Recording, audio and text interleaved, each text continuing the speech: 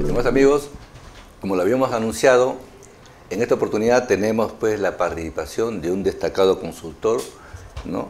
Un amigo que, por supuesto, amigo del colegio, quien nos visita y nos trae justamente la experiencia el día de hoy de su realidad, del mundo donde actualmente él viene y reside. Nos estamos refiriendo justamente al amigo Adrián Díaz Narro, que es un consultor político, económico, social, por cuanto, digamos, por su origen español, pero que reside ya, digamos, más de 20 años en China, y lo hemos invitado justamente para que nos pueda compartir sus experiencias de vida y la realidad económica china y cuáles son los mitos que realmente existen sobre la realidad económica o la realidad social o la realidad china, ¿no? En esa medida queríamos pues presentar a Adrián Díaz Narro, digamos, en esta tarde en colegio.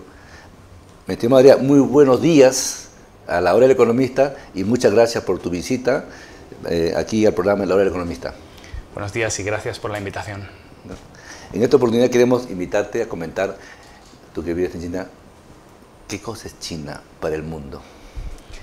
Pues muchas veces decimos que China es otro planeta, ¿no? Sí. Y ciertamente en cuestiones culturales, en su modelo económico, es tan desconocido para nosotros que ciertamente, ¿no? Después de casi 20 años viviendo en China, puedo reafirmar que es otro planeta, un planeta muy malentendido desde Occidente.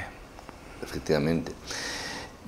Seguramente pues que China nos va a sorprender, ya nos está sorprendiendo, pero seguramente tendrá muchas cosas de futuro. ¿Qué significa para ti, que has vivido 20 años, la política que implementó China? ¿De dónde viene justamente ese impulso por tratar de ser hoy mismo China, liderar, digamos, la economía mundial? Pues mira, China no ha inventado ningún sistema económico, pero los ha probado todos. Y esto es un trazo muy importante de la historia y de lo que hoy en día todavía está grabado en la piel de los chinos, ¿no? Vienen de 4.000 años de historia, los chinos dicen 5.000, pero serían 4.000 años documentados de los mayores y mejores, diría yo, mercaderes del mundo. Una etnia que ha vivido comerciando con el resto de países hasta llegar a Europa, ¿no? A través de la ruta de la seda. Estos 4.000 años han sido interrumpidos desde el año 49 hasta el año 79 por el comunismo más extremo con Camboya y Corea del Norte que ha vivido la humanidad, ¿no?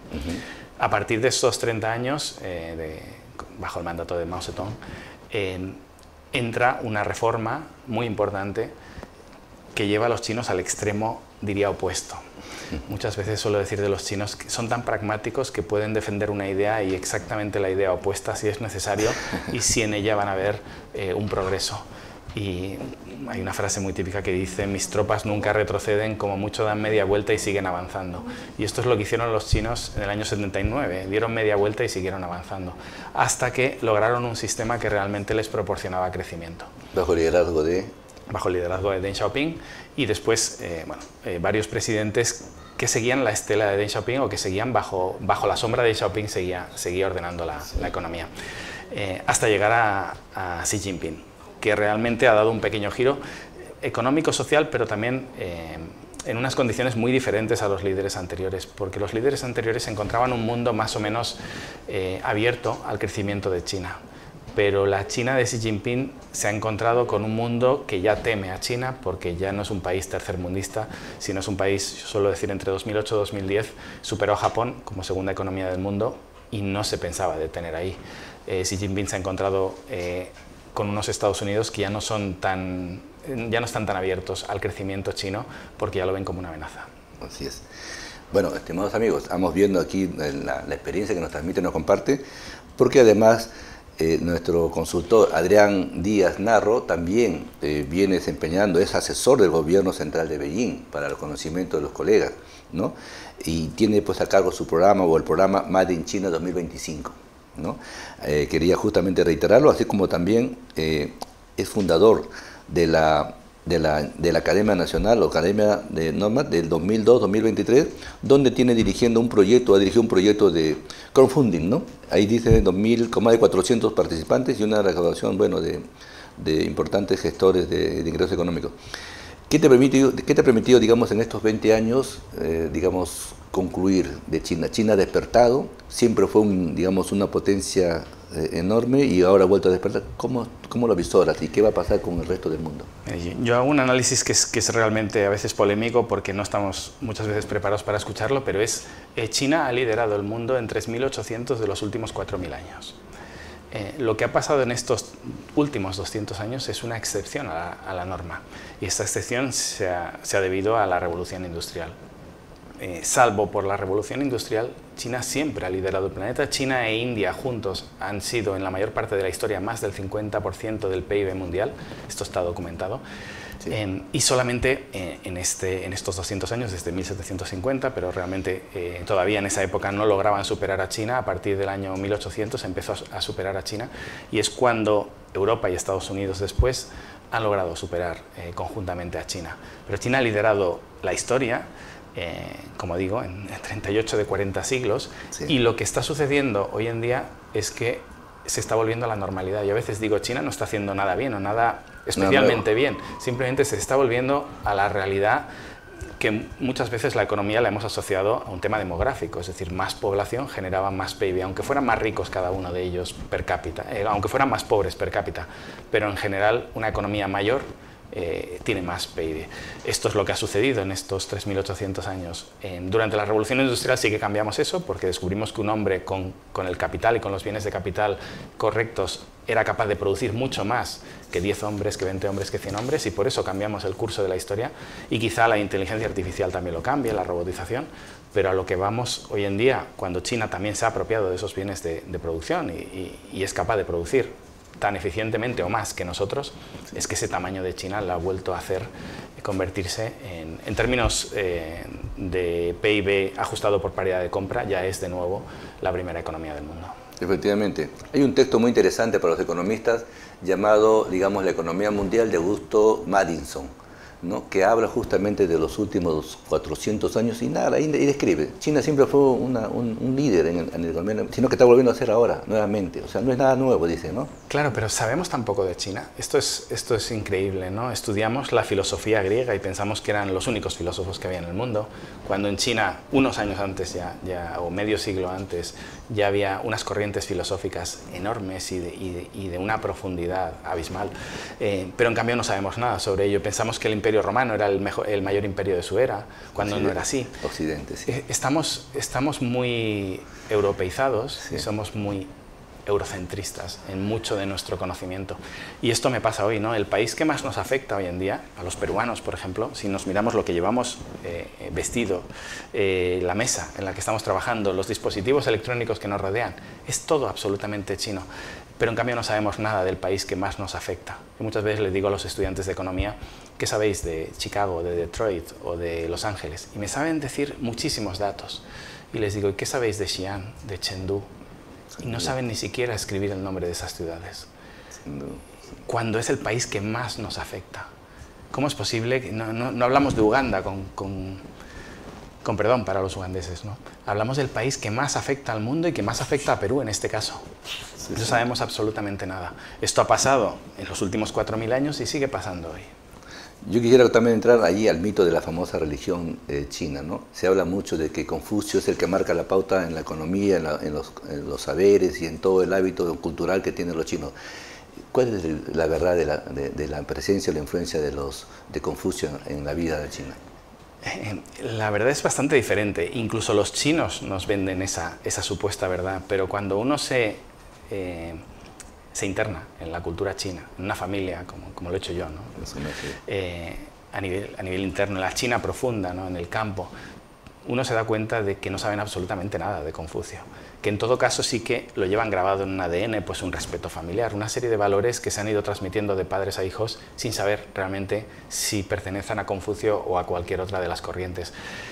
Es más, el presidente chino no tiene como líder filosófico fundamental a Confucio, sino a una corriente absolutamente opuesta a Confucio, que es la corriente del legalismo de Han Fei.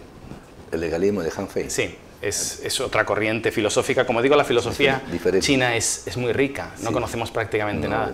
En Occidente es muy famoso Confucio, pero cuando uno llega a China y pregunta por Confucio, los chinos se sorprenden. Es como si los chinos preguntaran por uno de nuestros artistas históricos, en Perú, en España o en México, y en cambio dijeran, ¿por qué conoces a este y no conoces a todos estos otros? Ellos se sorprenden, porque la cultura china y la filosofía china es riquísima y hay muchísimas corrientes. Confucio es solamente una de ellas. Perfecto. Vamos a entrar ahora a una serie de preguntas y respuestas, lo más didáctico, para que puedas, digamos, un poco adentrarnos a la realidad china, ¿no? Y vamos a empezar con la número 1. ¿Los trabajadores en China pueden buscar trabajo libremente en el mercado laboral o es difícil? No, por supuesto. Tenemos la idea todavía de un mundo comunista como hace 40 años, donde el gobierno asignaba empleos o asignaba capacidades, asignaba rentas. Eso no existe. En China hay un mercado. China a nivel laboral es lo más parecido a Estados Unidos. De hecho, se parecen, muchas veces digo, China y Estados Unidos se parecen más de lo que les gustaría a los unos y a los otros. Parece mentira ya. La salud de los chinos, la salud integral, ¿es gratuita o es asumido por el Estado? ¿O hay participación privada también? Esto es muy interesante porque, al menos en España, de donde yo nací, no sé cómo es en Perú, pero nosotros hablamos de sanidad pública y sanidad privada. Pero internamente lo que estamos asumiendo es que a lo que nos referimos es que sanidad pública pensamos que es gratuito y sanidad privada es de pago. En China no existe ese concepto como tal. Por tanto, cuando a mí me preguntan si la sanidad en China es pública o privada, yo hago esta distinción. ¿Por qué? Porque en China lo que hay es una sanidad pública de pago y una sanidad privada de pago. Ambas son de pago. Entonces no existe el concepto de gratuidad de la sanidad. Y China ha salido de la miseria desde 1979 con una sanidad absolutamente de pago, completamente de pago. Es en los últimos años, después de la llegada de Xi Jinping, pero después de varios años de Xi Jinping en el poder, cuando se ha empezado a implementar una serie de programas mínimos también para zonas agrícolas y para diferentes sectores, pero todavía muy minoritario, de un copago por parte del Estado para aliviar el pago de la sanidad a los ciudadanos, pero todavía sigue siendo de pago. ¿Y es igual la educación pública-privada? Sí, la educación es de pago, lo que pasa es que primaria y secundaria prácticamente es gratuita. Bueno, se garantiza por lo menos en los primeros niveles, ¿no? Muy bien. ¿Por qué a la mayoría de los chinos que acabas de comentar justamente no saben nada de Confucio, pero también no les interesa la política, ¿no? Esto es muy interesante. Muchas veces pensamos que los chinos no les dejan hablar de política o están oprimidos. Incluso después de escucharme a mí, la gente dice, sí, vale, Adrián, pero yo sé que me estás mintiendo porque todo el mundo quiere hablar de política. Porque extrapolamos nuestras necesidades al resto del mundo y pensamos que los chinos también deben quedar en un bar, como hacemos en España, y con unas cervezas a discutir si este político es mejor que este otro. Los chinos ven una pérdida de tiempo en hablar de política. Piensan que la política es un fenómeno atmosférico. Yo suelo poner este ejemplo, ¿no? Bueno, llueve, pues llueve. No me peleo contra la lluvia. En cambio, los peruanos, los colombianos, los argentinos, los españoles, estamos todo el día peleándonos contra la lluvia y clamándole al cielo y gritándole al cielo. Y ellos piensan que eso es una pérdida de tiempo, porque si llueve, lo mejor que puedes hacer es tomar un paraguas y hacer que la lluvia te afecte lo menos posible. Entonces ellos lo que intentan es que la política les afecte lo menos posible. Yo muchas veces digo, el occidental es un tipo que se encuentra con un tronco en medio de la carretera y sigue acelerando con el coche y se pega contra el tronco y discute contra el tronco. El chino se sale de la carretera, lo evita y sigue para adelante. Entonces lo que hacen los chinos en temas económicos, que quizás es lo que más nos interesa, en temas empresariales, es evitar las normas que le suponen problemas, bordearlas y seguir hacia adelante. Sí, efectivamente, es interesante lo que nos viene compartiendo justo nuestro amigo y colega, ¿no? Que estamos justo desarrollando. Mire, también tenemos ahí el tema de los conceptos del ahorro. Digamos, se habla, también hay muchos mitos, ¿no? El chino no ahorra porque gana muy poco, o los chinos se ahorran porque hay muchos, creo que uno de los primeros países que tienen más millonarios en el mundo. ¿Cuál es la realidad realmente? ¿Ahorra o no ahorra? ¿Sí ahorra? Realmente la realidad, y hay una estadística, los chinos son uno de los pueblos del mundo que más ahorra. Entre las primeras economías es el que más ahorra. Ahorran casi un 50% de la renta. Eso es muchísimo, de media. Eso es muchísimo. Y esto nos llevaría a discutir cómo es posible si con esa idea inicial que tenemos de que cobran tan poco, ¿cómo es posible que les dé para ahorrar el 50% de su renta? Pues les da, en parte también porque tenemos todos los datos sobre la economía china mal medidos y por tanto no entendemos, ¿no? Y después esos niveles de ahorro nos sorprenden porque no encajan con todas las mediciones que nosotros hacemos. Pero ciertamente los chinos son el pueblo más ahorrador del planeta, podríamos decir. Interesante, muy bien. Digamos, también una de las realidades es que también en China hay pobreza, ¿no?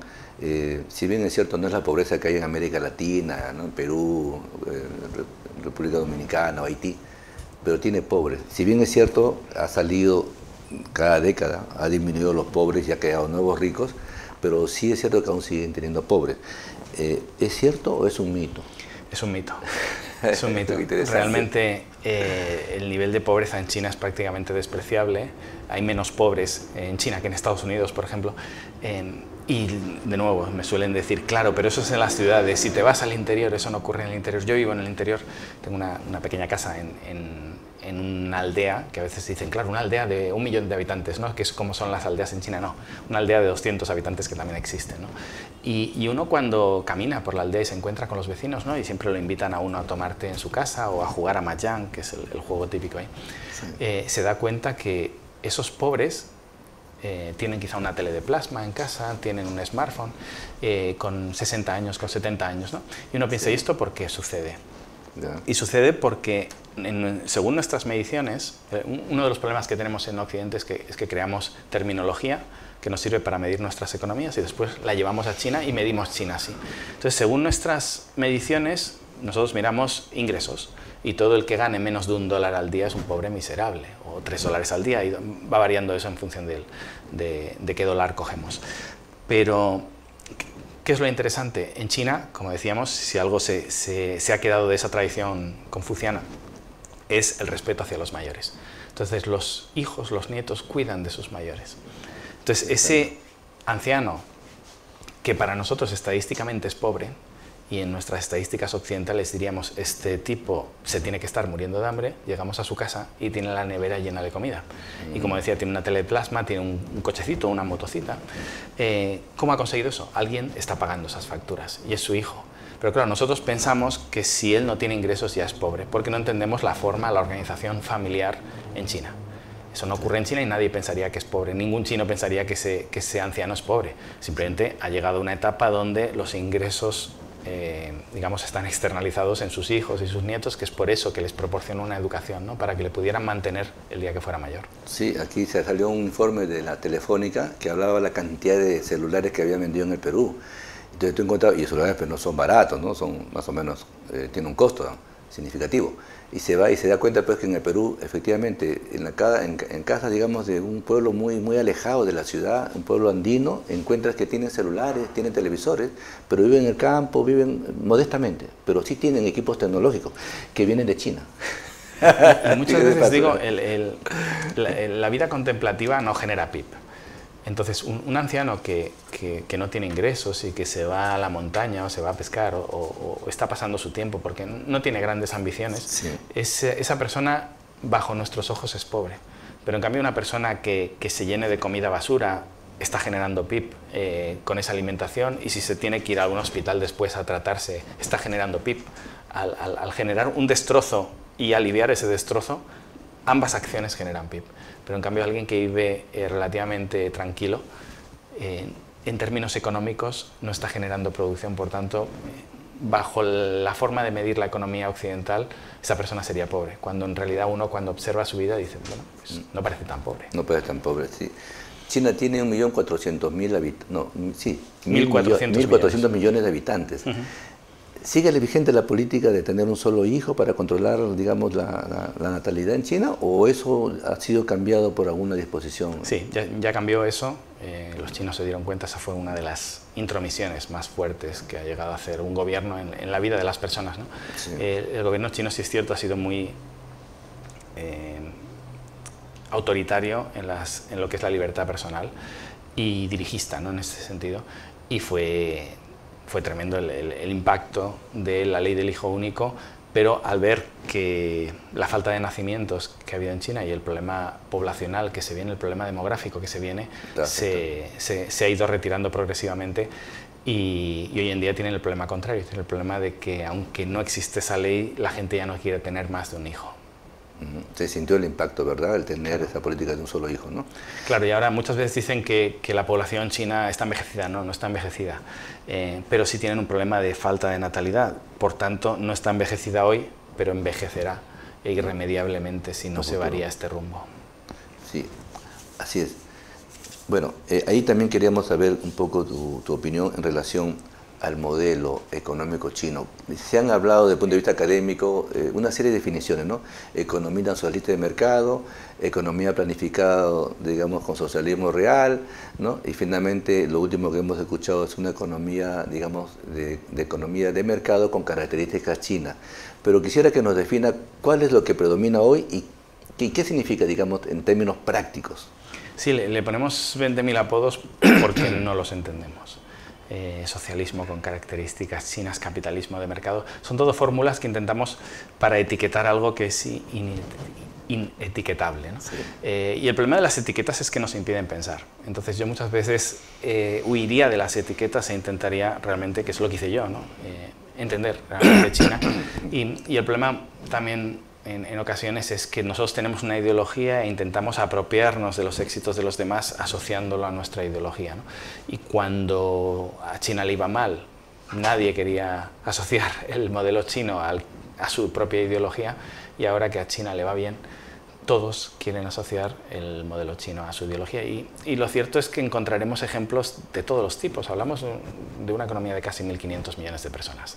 Entonces, vamos a encontrar ejemplos para justificar absolutamente todo. Si queremos decir que la economía china es socialista, vamos a encontrar una medida socialista que lo ampare. Si queremos buscar decir que la economía china es un capitalismo salvaje, vamos a encontrar también un montón de ejemplos que lo amparen. Realmente, lo que yo creo y lo que he advertido en estos años es que muchas de las personas que piensan que hay un socialismo, cuando allí no se socializa nada, no se socializa ningún coste, los costes de sanidad están individualizados, los costes de educación están individualizados, no hay autopistas gratuitas, la autopista no es una inversión pública cuyo coste se socializa, sino todos los costes se individualizan en quien usa cada servicio. En realidad, las personas que definen China como un comunismo, un socialismo, confunden todo ello, confunden el sistema económico con el modelo político. Y en China lo que hay es un autoritarismo, que muchas veces nos confunde.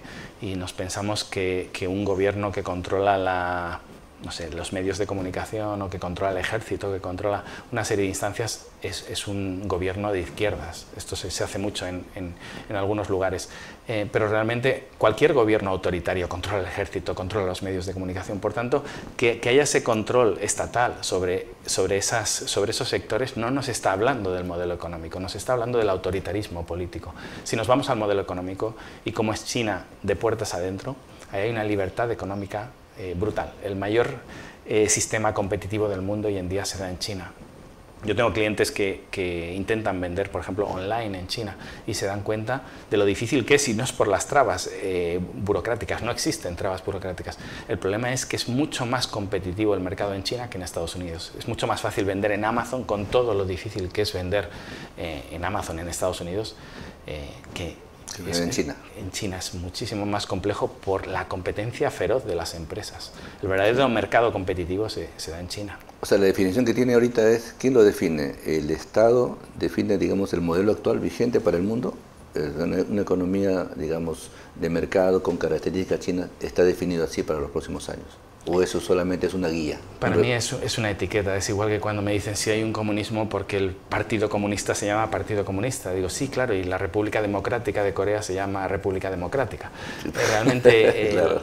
Y no hay nada democrático, ¿no? No, a veces la nomenclatura no nos dice lo que hay, sino quizá la aspiración que tenemos. Pero en realidad, cuando uno pisa China y desgasta zapatos, se da cuenta de una realidad muy distinta, tanto de lo que nos cuentan fuera como de lo que nos cuentan dentro, porque ellos también siguen con esa retórica, ¿no? El llamarse comunistas a ellos les ha servido y a nosotros también nos ha servido para seguirles criticando, ¿no? Oye, está bien, entonces, ¿cómo visoras para los próximos años? Debido a que ya, como sabrás, el mundo ya se va definiendo por bloques económicos, bloques políticos, tenemos los países que integran el BRIC, tenemos los países que integran la Unión Europea que están en otro bloque económico, por supuesto diferente al bloque asiático liderado por China.